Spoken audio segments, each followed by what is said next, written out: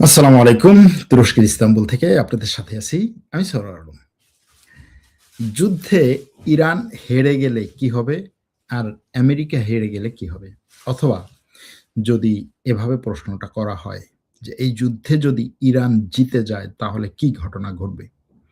America জিতে গেলে কি ঘটবে সেটা হয়তো মোটামুটি অনেকেই ধারণা করতে পারছি আমরা। কিন্তু ইরান যদি জিতে যায় এবং আমেরিকা যদি হেরে যায় তাহলে কি অবস্থাটা হবে? সেই অবস্থা হয়তো আমেরিকা বা তার বন্ধু রাষ্ট্রগুলো কেউই কল্পনাও করতে চাইছে না এবং এ কারণেই আমেরিকা তার সর্বশক্তি নিয়োগ করছে এখন এই মধ্যপ্রাচ্যে। তিনটা বিমানবাহী রণতরী এবং সেই রণতরীর সাথে একটা রণতরীর সাথে ৬ থেকে ৮টা যুদ্ধ জাহাজ সবকিছু নিয়ে এই মধ্যপ্রাচ্যে ইরানের উপরে ঝাঁপিয়ে পড়ছে আমেরিকা। কারণ একটাই, এখানে তার কোনোভাবেই হারা যাবে না। কিন্তু এই যে হারা যাবে না অথবা হারার কথা চিন্তাও করে না, এই যে না হারার নেশায় যদি সে হেরে যায় তাহলে কি ঘটবে?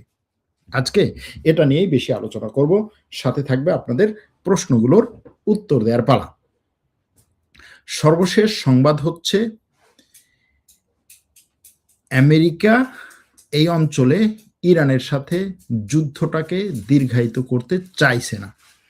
এটা আমেরিকার প্রেসিডেন্ট ডোনাল্ড ট্রাম্পের কথা যে আমি এই যুদ্ধটাকে আর দীর্ঘায়িত করতে চাইছি না, কিন্তু অল্প কিছু সময় এই যুদ্ধটা চালিয়ে যেতে চাই। তার এই যে অল্প কিছু সময় যুদ্ধটাকে চালিয়ে যেতে চান, এর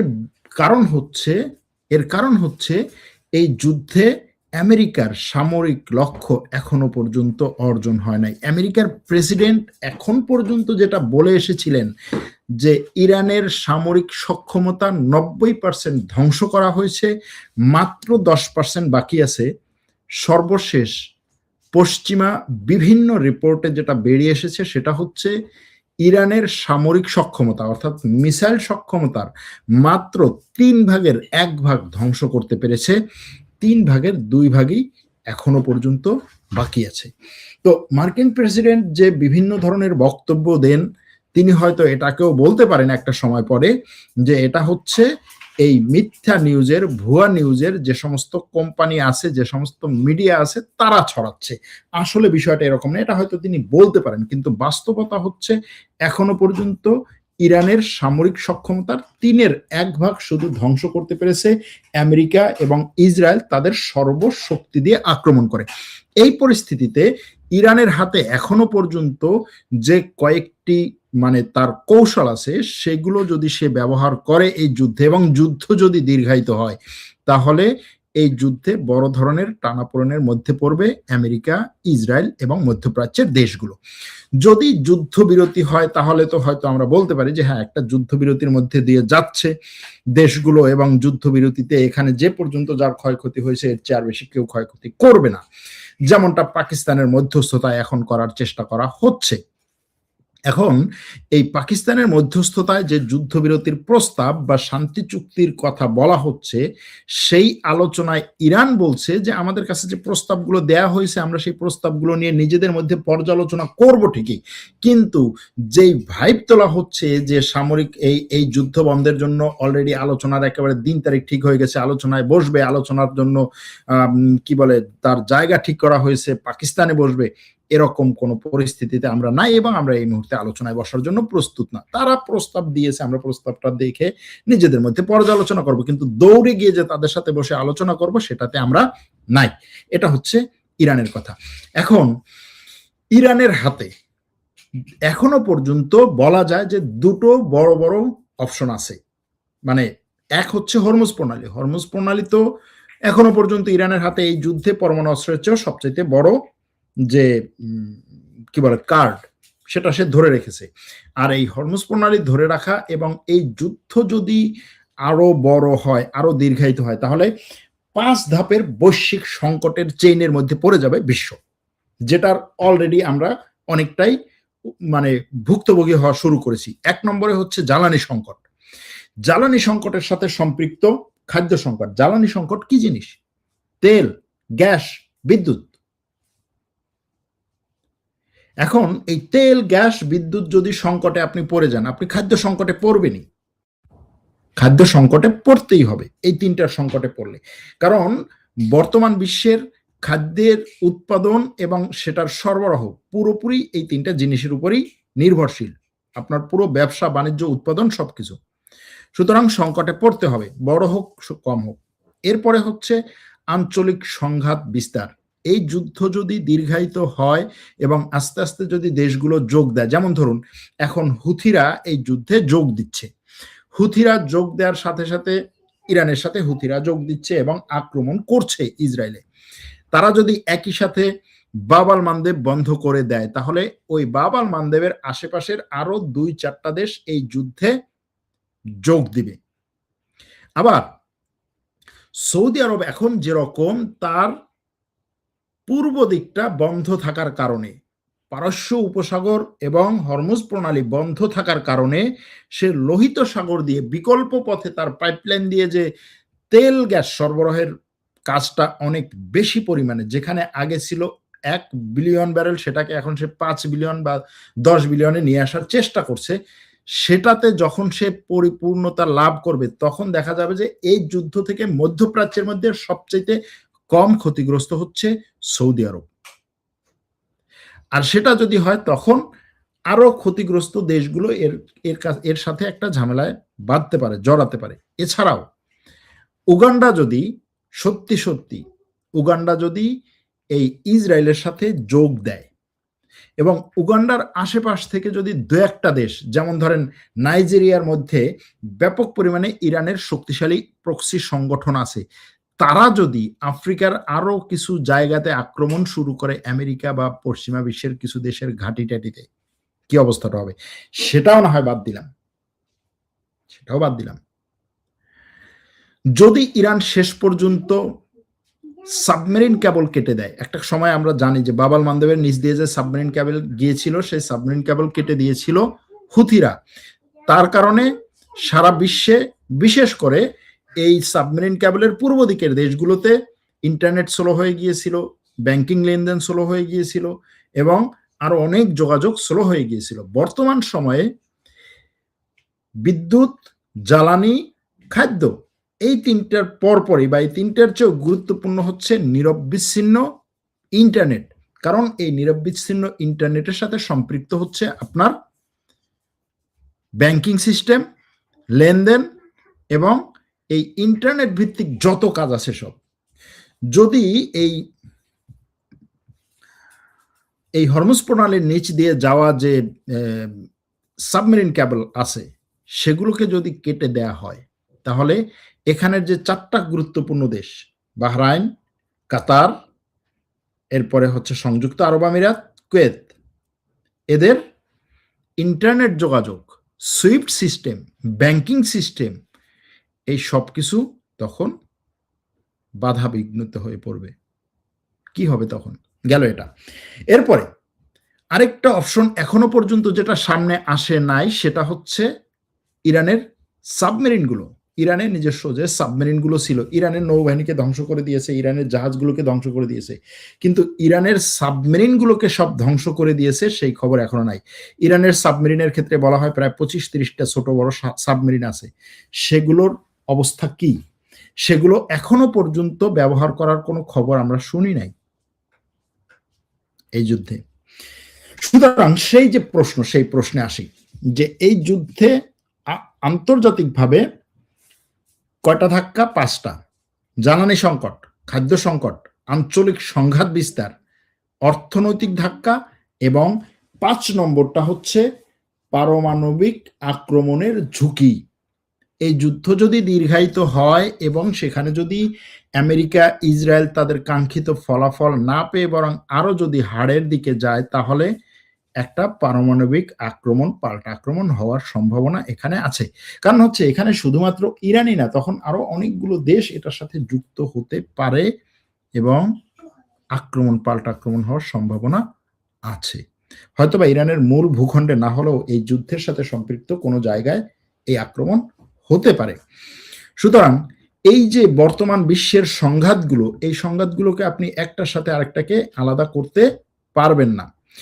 যুদ্ধ সাধারণত পরিকল্পনা করেই মূলত শুরু হয়, কিন্তু ধীরে ধীরে সেই পরিকল্পনা এবং নিয়ন্ত্রণের বাইরে চলে যায়। এখন আমরা এই যুদ্ধটাকে যেটা দেখছি সেটা হচ্ছে কারো পরিকল্পনার মধ্যে নাই এবং নিয়ন্ত্রণের বাইরে চলে যাচ্ছে।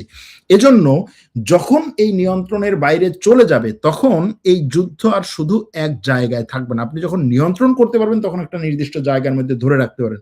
যখন নিয়ন্ত্রণের বাইরে যাবেন, আপনি জানেন না এই মুহূর্তে চীন কি ধরনের পদক্ষেপ নিতে পারে। তাইওয়ান ওখানে জ্বলন্ত একটা আগ্নেয়গিরি হিসাবে আছে।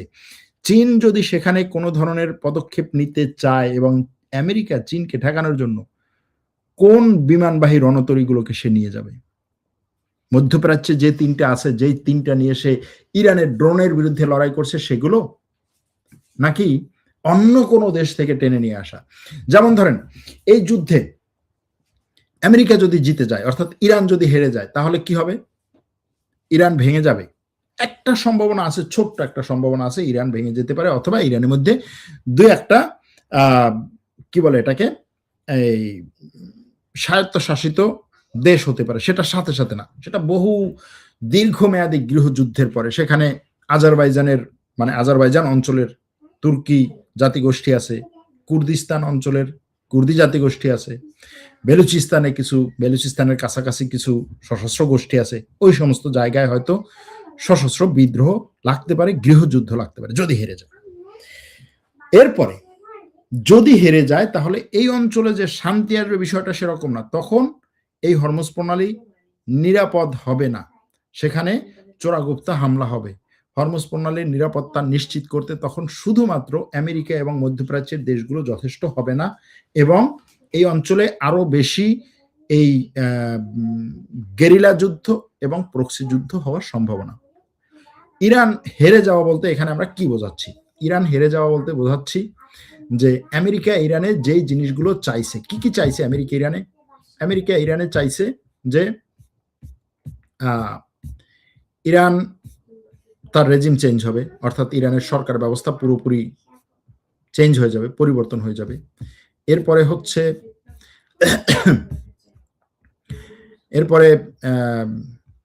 ইরানের সরকার ব্যবস্থা পুরোপুরি পরিবর্তন হওয়ার পরে ইরানে আমেরিকাপন্থী একজন সরকার আসবে। ইরানের বিপ্লবী গার্ড থাকবে না, ইরানের এই ইসলামী বিপ্লবী সরকার থাকবে না, সেখানে একটা নর্মাল গণপ্রজাতন্ত্রে ইরান হবে। সেরকম একটা জিনিস তারা চাইছে, যদি সেটাতে তারা সফল হয়। ইরানের ব্যালিস্টিক মিসাইল থাকবে না, ইরানের কোনো ধরনের মিসাইল শক্তি থাকবে না, মিসাইল উৎপাদনের ক্ষমতা থাকবে না, পরমাণু প্রকল্প থাকবে না, এই সব কিছু, অর্থাৎ ইরান ধ্বংস হয়ে যাওয়া, এটাই তো। সেটা হওয়ার পরেও ইরানের এই যে রেজিম, বা যেটাকে হচ্ছে পশ্চিমা বিশ্ব রেজিম বলছে, ইরানের এই যে বিপ্লবী সরকার, এই বিপ্লবী সরকার তো শুধুমাত্র একটা সরকার না, ক্ষমতা ধরে রাখার সরকার না। এই বিপ্লবী সরকার হচ্ছে মূলত একটা বিপ্লবকে উজ্জীবিত করে রাখার, একটা বিপ্লবকে ধরে রাখার, একটা বিপ্লবকে আপনার করে রাখার সরকার। হ্যাঁ, এখন এই বিপ্লবটাকে ধরে রাখার জন্য শুধুমাত্র তো সরকার না, তার প্রক্সি বাহিনী যেগুলো আছে, এই প্রক্সি বাহিনীগুলো তো শেষ হয়ে যাবে না। সুতরাং ইরান হেরে যাওয়া মানে হচ্ছে আরো অনেক বেশি বিশৃঙ্খলতার মধ্যে এই অঞ্চলটা পড়া গেল একটা। দ্বিতীয় হচ্ছে, যদি আমেরিকা হেরে যায়, ধরেন আমেরিকা হেরে যাওয়া বলতে কি? আমেরিকা হেরে যাওয়া বলতে এখানে হচ্ছে হরমুজ প্রণালীর দখল নিতে পারলো না, ইরানের রেজিম পরিবর্তন হলো না, ইরানের পরমাণু প্রকল্পগুলো শেষ করতে পারলো না, ইরানের মিসাইল সক্ষমতা পুরোপুরি ধ্বংস করতে পারলো না, এবং হরমুজ প্রণালী ইরানের অধীনে থেকে এই হরমুজ প্রণালী দখলে নিতে এসে কিছু আমেরিকান সৈন্য মারা গেল, এবং ইরান এইভাবেই বিভিন্ন জায়গায় আক্রমণ করতে থাকলো। আমেরিকা যদি শেষ পর্যন্ত, বিশেষ করে জাস্ট হচ্ছে এতটুকু বলি, হজ মৌসুম পর্যন্ত যদি এই যুদ্ধ চলতে থাকে, হজ মৌসুম পর্যন্ত, এটার যে প্রভাব সৌদি আরবের উপরে এবং এই অঞ্চলের এয়ারলাইন্সগুলোর উপরে পড়বে, সেটার ফলাফলটা কি হবে, শুধুমাত্র এতটুকুই। এরপরে যদি এই যুদ্ধ দীর্ঘায়িত হয়, ইরান এই জিনিসগুলো ধরে রাখে, ইরানের ধরেন সবকিছু তামাতামা করে ফেলবে, ঠিক আছে, তেহরানকে তামাতামা করে ফেলবে, ইস্পাহানকে তামাতামা করে ফেলবে, হয়তোবা ইরানের পরমাণু স্থাপনায় আক্রমণ চালাবে, বিশাল এরিয়া ধরে রেডিয়েশন ছড়িয়ে পড়বে, বহু মানুষ মারা যাবে। কিন্তু তারপরেও যদি ইরান হরমুজ প্রণালী ধরে রাখে এবং বিশ্বে এই জ্বালানি, খাদ্য, বাণিজ্য এবং অর্থনৈতিক সংকট তীব্র হয়, আমেরিকা যে নিরাপত্তা এবং বিশ্বে স্থিতিশীলতার বুলি আওড়িয়েছিল সেটাতে ধস পড়বে। আমেরিকার কথায় কেউ বিশ্বাস করবে না। আমেরিকার কাছে যার যতটুকু ঋণ আছে সেটা ধরে টান দেওয়া শুরু করবে যে ভাই তোমার টাকার, তোমার ডলারের আর কোনো বিশ্বাস নাই, তুমি আমার ঋণ ফেরত দাও, ঋণ ফেরত দাও। ন্যাটো ভেঙে পড়তে পারে, পুরোপুরি ভেঙে যেতে পারে। আজকেই তো ট্রাম্প বলেছে যে ন্যাটো হচ্ছে একটা কাগজে বাঘ। দেখেন ন্যাটোর নাটের গুরু যে আমেরিকা, যে সারা বিশ্বকে এই ন্যাটোর ভয় দেখিয়ে, এই বাঘের ভয় দেখিয়ে সারা বিশ্বকে দমিয়ে রাখছে, এই কিছু বলবি একেবারে ন্যাটো নিয়ে আসতেছে, কিন্তু এরকম একটা অবস্থা ছিল। সেই আমেরিকা এখন বলছে, আমেরিকার প্রেসিডেন্ট বলছে ন্যাটো হচ্ছে কাগজে বাঘ। তার কথা হচ্ছে আমরা ছাড়া ন্যাটো তো কিছুই না, আমরা যদি না থাকি ন্যাটো নাই, তাহলে এই ন্যাটো তুমি আসো না কেন। ন্যাটো বলছে এই যুদ্ধ আমার যুদ্ধ না, এই যুদ্ধের কোনো ভবিষ্যৎ নাই, এখানে কোনো পরিকল্পনা নাই, এই যুদ্ধে জেতার সম্ভাবনা কম, এই যুদ্ধে জিতলে যা হবে তার চেয়ে অর্থনৈতিক ক্ষতি বেশি হবে, আমি এই যুদ্ধে ঢুকবো না। এখন এই অবস্থায় যদি আমেরিকা বলে যে না আমার আর ন্যাটো ট্যাটো না, আমি ন্যাটো থেকে বেরিয়ে যাচ্ছি, তো আমেরিকা ন্যাটো থেকে বেরিয়ে গেলে ন্যাটোর আর কি থাকবে? এবং সেই অবস্থায় ন্যাটোর মধ্যে থাকা যেই সমস্ত দেশ যারা এই ন্যাটোর অধীনে থাকার কারণে তারা নিজেদেরকে রাশিয়া বা অন্য কোনো পরাশক্তির কাছ থেকে নিরাপদ মনে করত, সেই সমস্ত রাষ্ট্রের অবস্থা কি হবে? কেউ কেউ রাশিয়া যেন দখল করে না নেয় সেজন্য রাশিয়ার বলয় যাবে, আবার সেই মুহূর্তে চীন দৌড়ে আসবে যে আমি তোমাকে নিরাপত্তা দেব, আমার সাথে থাকো। তখন আমেরিকার ওই ল্যাটিন আমেরিকা নিয়ে পড়ে থাকতে হবে। আর ল্যাটিন আমেরিকাতেও চীন, ফ্রান্স, ব্রিটেন একত্রে তখন আমেরিকার বিরুদ্ধে দাঁড়াতে পারে। সেরকম একটা অর্থনৈতিক পরিস্থিতি হলে আমেরিকা নিজের মধ্যেই গৃহযুদ্ধ শুরু হতে পারে। ক্যালিফোর্নিয়া তখন বলবে যে আমি তো এই ট্রাম্পের যুদ্ধে ইরানের সৈন্য পাঠাতে চাইনি, তার মানে আমি একটা অঙ্গরাজ্য হিসেবে থাকলে আমার তো আরো লস বেশি, আমি কেন অঙ্গরাজ্য হিসেবে থাকবো, আমি বের হয়ে যাব, বলতে পারে। আরো কয়েকটা অঙ্গরাজ্য বলতে পারে যাদের অর্থনৈতিক শক্তি বেশি, না আমি এখানে বসে বসে তোমার এই যুদ্ধের অর্থনীতি টানবো কেন। এটা হচ্ছে সবচেয়ে খারাপ সিনারিও। কিন্তু এই যে সব সময় হচ্ছে ইরান হেরে যাবে, যদি জিতে যায় তাহলে কি পরিস্থিতিটা হবে, জাস্ট হচ্ছে সেটা বিশ্বের অর্থনৈতিক সিস্টেম, এই যে ডলার ভিত্তিক অর্থনৈতিক সিস্টেম ভেঙে পড়বে যদি সেটা হয়। মধ্যপ্রাচ্যের আরব দেশগুলোর কাছ থেকে যে পরিমাণ ডলার এবং এই ডলারের সাথে সম্পৃক্ত অর্থনৈতিক সাপোর্ট পেত আমেরিকা, আমেরিকার অর্থনৈতিক সিস্টেম, বিশ্বের অর্থনৈতিক সিস্টেম, সেই সাপোর্টটাতে ব্যাপক পরিমাণে ধাক্কা লাগবে। আপনি চিন্তা করেন আজকে এই মধ্যপ্রাচ্যের দেশগুলোর, সৌদি আরবের ধরেন প্রায় কত ট্রিলিয়ন ডলারের ইনভেস্টমেন্ট ফান্ড ছিল, যেই ইনভেস্টমেন্ট ফান্ড হচ্ছে মূলত তারা মানে আমেরিকার হাতে দেয়া, যে এই ইনভেস্টমেন্ট ফান্ড দিয়ে আমার দেশে তুমি ওই সমস্ত দেশ থেকে বিনিয়োগকারী নিয়ে আসো। দুবাইয়ের ইনভেস্টমেন্ট ফান্ড, কোথার টাকা? ব্যাপক পরিমাণে টাকা, শুধুমাত্র তেল বিক্রির টাকা, ডলারে বিক্রি করার কারণে ডলার নিরাপত্তা, ব্যাপক পরিমাণে হচ্ছে কাঁচা ডলার ঢোকায় এই সমস্ত দেশে। আবার এই সমস্ত দেশের টাকা এবং এই সমস্ত দেশের এই যে অর্থনৈতিক সাপোর্টের উপরে নির্ভর করে আমেরিকার এআই টেকনোলজি, পুরো আমেরিকার এআই টেকনোলজি সেটা দাঁড়িয়ে আছে। আমেরিকা আসলে এই যুদ্ধটা যে চালাচ্ছে, আমরা অনেক সময় বলি যে ইসরায়েলের কারণে, কিন্তু আপনি দেখেন শুধুমাত্র ইসরায়েলের কারণে না, তার চীনের বিরুদ্ধে যুদ্ধ করা দরকার, চীনের বিরুদ্ধে তার যুদ্ধ করা দরকার নিজেকে টিকে রাখতে হলে। অর্থাৎ তার যেই সমস্ত জিনিস নিয়ে সে সামনে আগাচ্ছে, দেখেন এটা আপনারা অনেকেই জানবেন, বর্তমান বিশ্বে দ্বিতীয় বিশ্বযুদ্ধের পরে যে অর্থনৈতিক সিস্টেম, সেই অর্থনৈতিক সিস্টেমে যারা তাড়াতাড়ি বড় হচ্ছে, বড় বড় কোম্পানি ব্যাপক পরিমাণে মুনাফা করছে, ব্যাপক পরিমাণে লাভ করছে এবং বাজারে ব্যাপক পরিমাণে নিজের মানে শক্তি ক্ষমতা খাটাচ্ছে, সেই সমস্ত কোম্পানি কিন্তু দুই ভাবে কাজ করে। একটা হচ্ছে মানে অ্যাগ্রেসিভলি সে তার নিজের মার্কেটিং করে এবং নিজের বাজার নিজে তৈরি করে, আরেকটা হচ্ছে সে তার প্রতিপক্ষকে একেবারে শুরুতেই ঘায়েল করে। মানে উঠতি কোনো প্রতিপক্ষ যে তার জন্য হুমকি হতে পারে সে তাকে ঘায়েল করে, অথবা তার যদি সমকক্ষ কোনো প্রতিপক্ষ থাকে তাকেও সে ঘায়েল করার জন্য বিভিন্নভাবে চেষ্টা করে, তার বিরুদ্ধে কেস করা, তার বিরুদ্ধে সত্ত্বাধিকারের কেস করা, একই ধরনের প্রোডাক্ট নিয়ে আসলে সেই প্রোডাক্টকে বন্ধ করার জন্য বিভিন্ন ধরনের কাজ করে। কারণ কি? কারণ হচ্ছে ওকে দমিয়ে রাখতে হবে, ওকে দমিয়ে রাখলে আমি বড় হব। ঠিক একইভাবে বর্তমানে আমেরিকা এবং চীনের মধ্যে যে লড়াইটা টেকনোলজির দিক থেকে, অর্থনৈতিক দিক থেকে এবং সামরিক দিক থেকে চীন যেই গতিতে বাড়ছে, ওকে থামানো দরকার। ওকে থামানোর জন্য তাইওয়ান ছিল আমেরিকার একটা টুল, যে চীন তাইওয়ানের যুদ্ধটা লাগাক, তাইওয়ানের যুদ্ধটা শুরু করুক এবং চীন এটা নিয়ে পড়ে থাকবে, ব্যাপক পরিমাণে এটা নিয়ে হচ্ছে যুদ্ধ করবে, তাইওয়ানকে আমরা অস্ত্র দিতে থাকবো, যুদ্ধ চলবে, যুদ্ধ চলতে থাকবে, যুদ্ধের অর্থনীতি চলবে, চীন দুর্বল হবে। যেমনটা রাশিয়াকে করতে পেরেছে। ইউক্রেনকে এত পরিমাণে অস্ত্র এবং অর্থ দেওয়ার কারণ কি? কারণ হচ্ছে ইউক্রেনকে দিয়ে রাশিয়াকে দুর্বল করাতে পেরেছে, এখনো পর্যন্ত পেরেছে, এটা সঠিক। ঠিক একইভাবে চীনকে বিভিন্ন রাষ্ট্র দিয়ে দুর্বল করানোর চেষ্টা করা হয়েছিল, তার মধ্যে একটা হচ্ছে ভারত।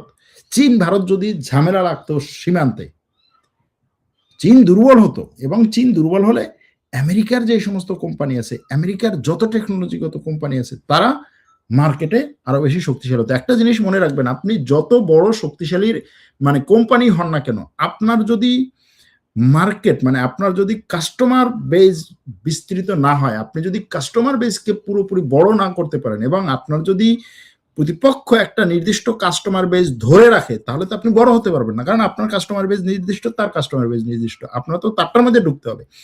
আমেরিকার কাস্টমার বেস থেকে চীন দেদারসে টেনে নিয়ে যাচ্ছে কাস্টমার বেস। এক হচ্ছে কম দামের পণ্য, আবার হচ্ছে কোয়ালিটি সম্পন্ন পণ্য, আবার হচ্ছে ব্যাপক পরিমাণে উৎপাদনের সক্ষমতা, এই সবকিছু মিলিয়ে চীন যেভাবে বাজারকে গ্রাস করছে, আমেরিকার এই চীনকে থামানো ছাড়া কোনো উপায় নাই তার বেঁচে থাকার, কোনো উপায় নাই। জাস্ট হচ্ছে গাড়ি কোম্পানির কথা চিন্তা করেন, প্রথম ইলেকট্রিক কার নিয়ে ভাইব তৈরি করেছিল কে? আমেরিকা। ইউরোপ তখন মানে কল্পনাও করতে পারে না যে ইলেকট্রিক কার এত যাবে। আমেরিকা, এলন মাস্ক, তারা হচ্ছে ইলেকট্রিক কার নিয়ে এমন সব ভাইব তৈরি করেছিল যে সে ইলেকট্রিক কার তার রকেটে করে মহাশূন্যে পাঠিয়েছিল। সেই ভাইব এখন তৈরি করেছে, সে বাজার তৈরি করেছে, সে ইলেকট্রিক কারের বাজার সে রেডি করেছে, সেই বাজার এসে পুরো গ্রাস করেছে হচ্ছে চীন। চীনের এই ধরেন বাইট বলেন, তারপরে হচ্ছে চেরি বলেন, এই নতুন নতুন কেউ নামও জানে না, এই সমস্ত কোম্পানি ব্যাপক পরিমাণে বাজার ধরে রেখেছে। একইভাবে ড্রোনের বাজার বলুন, তারপরে রোবটের বাজার বলুন, এআই টেকনোলজি বলুন, সবগুলোতে। তো এই চীনকে তো থামাতে হবে। এই চীনকে থামানোর জন্য কি দরকার? এই চীনকে থামানোর জন্য সরাসরি হয়তো চীনের সাথে যুদ্ধ দরকার, অথবা চীনকে কোনো একটা যুদ্ধে ঢোকানো দরকার। এই দুটোর কোনোটাই পারে নাই। না ভারতের সাথে চীনকে যুদ্ধে ঢোকাতে পেরেছে, না তাইওয়ানের সাথে চীনকে যুদ্ধে ঢোকাতে পেরেছে, না চীন সাগরে এই চীনের আশেপাশে যে সমস্ত দেশ আছে সেই দেশগুলোকে নিয়ে কোনো একটা যুদ্ধ বাধাতে পেরেছে। এগুলো না পারার কারণে ট্রাম্প কি করেছিল? চীনের বিরুদ্ধে সে বাণিজ্যিক যুদ্ধ শুরু করেছিল। সেই বাণিজ্যিক যুদ্ধেও সে আটকা পড়ে গেছে, সফল হয় নাই। এখন কি? এখন চীনের আস্তে আস্তে হচ্ছে অক্টোপাসের পা কাটা, মাথা কাটা না, পা কাটার চেষ্টা করছে। সেই পা কি? একটা হচ্ছে ভেনেজুয়েলা, একটা হচ্ছে ইরান। এখন এই যে পা কাটার চেষ্টা করছে, এই পা কাটতে গিয়ে অক্টোপাসের মাথা এবং বাকি পাগুলো যদি তাকে গ্রাস করে, গলা চেপে ধরে, তখন কি হবে? এটাই হলো এখন সবচাইতে এই যুদ্ধের বড় একটা ইকুয়েশন, সবচেয়ে বড় একটা ইকুয়েশন। এখন এজন্য বলা হয় যে এই যুদ্ধে যদি আমেরিকা হেরে যায়, তাহলে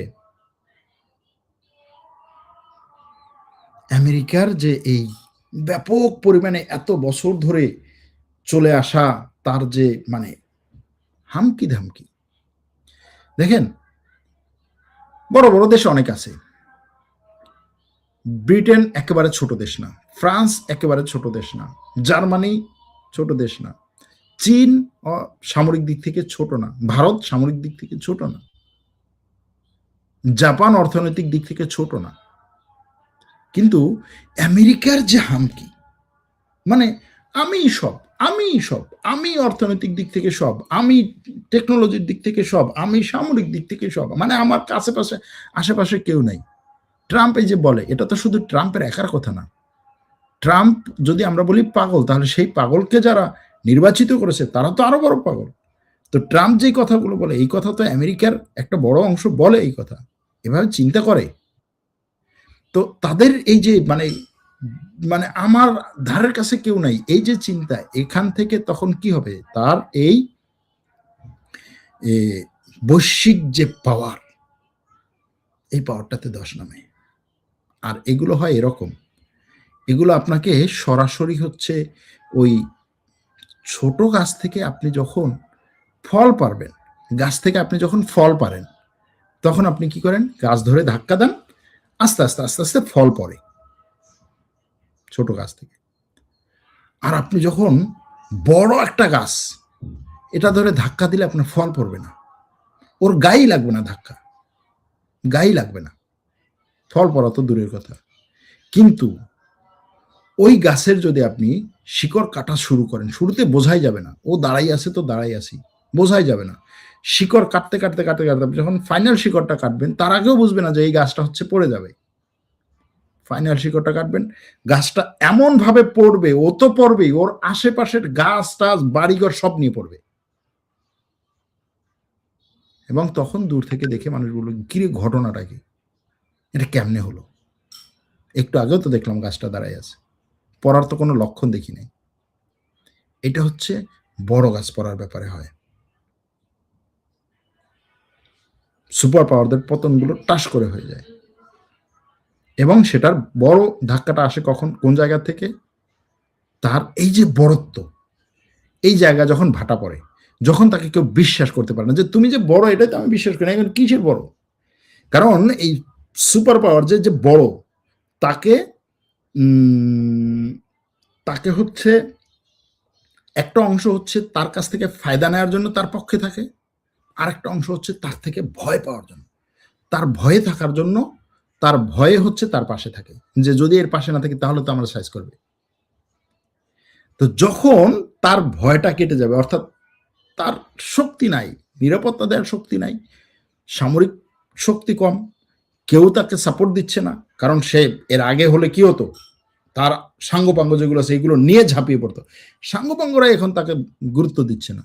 এই যে ইরান যুদ্ধটা যদি আজকের থেকে 10 বছর আগে হতো, তাহলে দেখা যেত যে আমেরিকার সাথে এই ইউরোপ টিউরোপ সব একত্রে যুদ্ধে ঝাঁপাই পড়তো। কিন্তু এখন গুরুত্ব দিচ্ছে না সাঙ্গপাঙ্গ। কেন গুরুত্ব দিচ্ছে না? কারণ সে তার নিশ্চয়তা দিতে পারছে না, মিত্র রাষ্ট্রগুলোকে সে নিশ্চয়তা দিতে পারছে না, মিত্র রাষ্ট্রগুলোকে সে কি বলে এটাকে গ্যারান্টি দিতে পারছে না।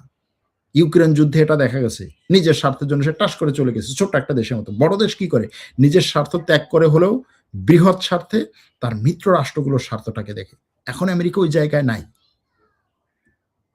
আর আমেরিকা যখন ওই জায়গায় না থাকবে, তখন তার লেজ ধরে ইরানও ঘুরাবে, আবার হচ্ছে এই কি বলে ইসরায়েলও ঘুরাবে।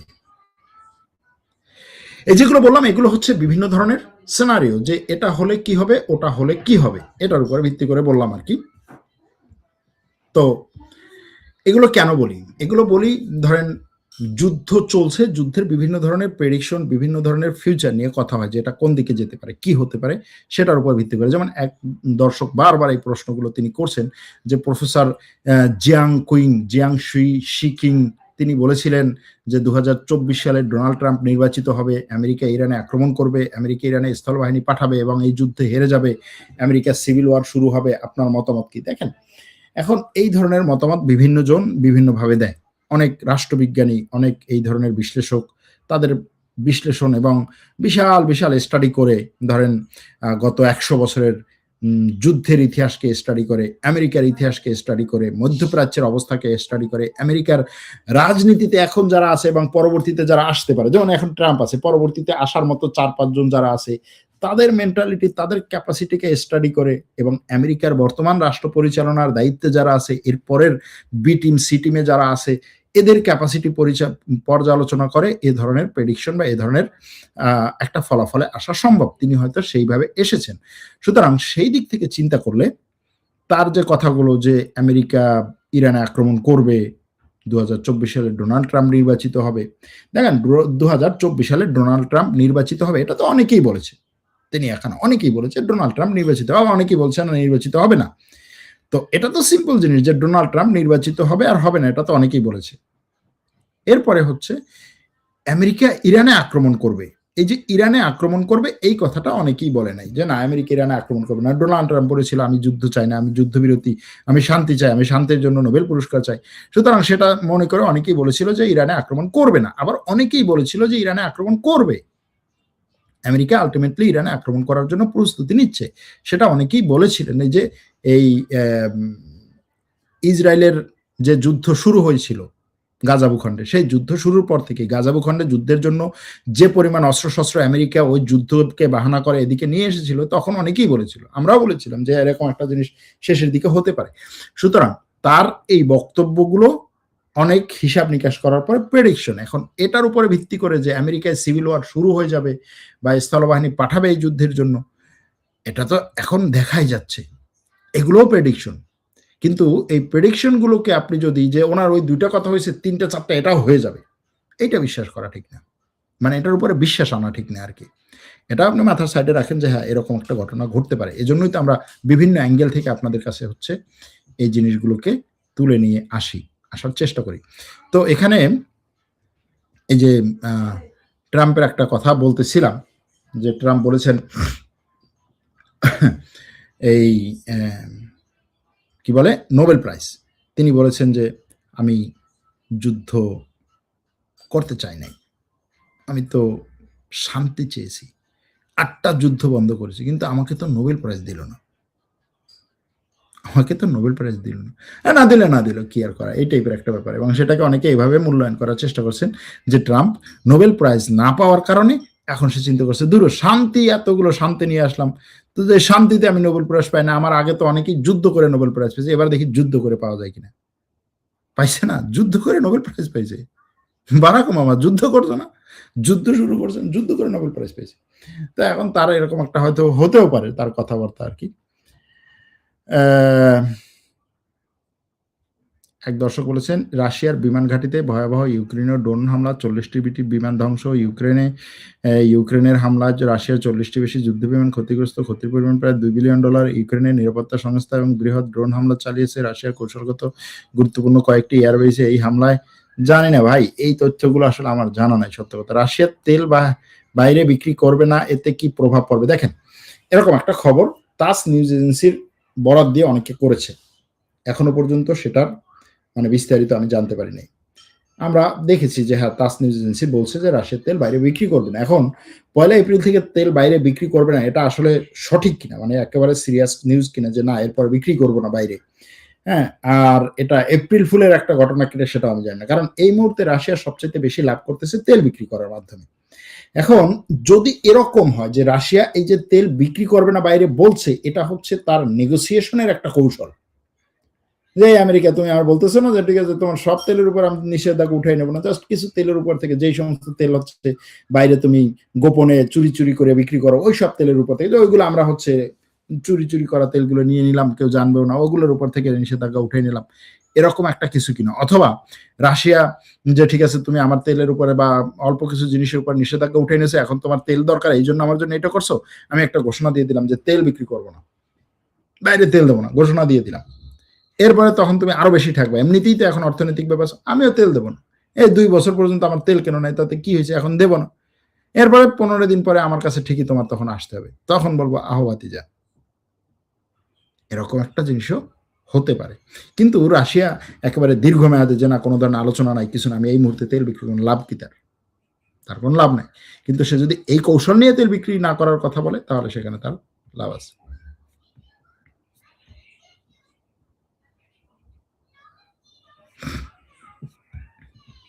মুসলিম বিশ্বে প্রচুর সম্পদ দিয়েছেন, কিন্তু সম্পদের পাহারাদার নিয়োগ হয়েছে যারা চুরি অনেকগুলো দিন এগুলো ধ্বংস হয়েছে, এবং আজকে ইরান এটার কিছু ভিডিও ফুটেজ আমেরিকা যুদ্ধ করার শক্তি আছে। এটাই তো চীনের বিরুদ্ধে এখন আমেরিকা সরাসরি যুদ্ধে যাবে না। ইরান হেরে গেলে ইসরায়েলের পরবর্তী টার্গেট হবে তুরস্ক, এটা নিশ্চিত। হ্যাঁ, এটা নিশ্চিত, আপনি বলতে পারেন। হ্যাঁ, এখানে যেহেতু তুরস্কের কথা আসছে একটু বলে রাখি, খুব সম্ভবত এই যে ন্যাটো নিয়ে আমেরিকা চিল্লাপাল্লা করছে না, ন্যাটো আমার কাছে আসছে না, আমি ন্যাটো থেকে বের হয়ে যাব।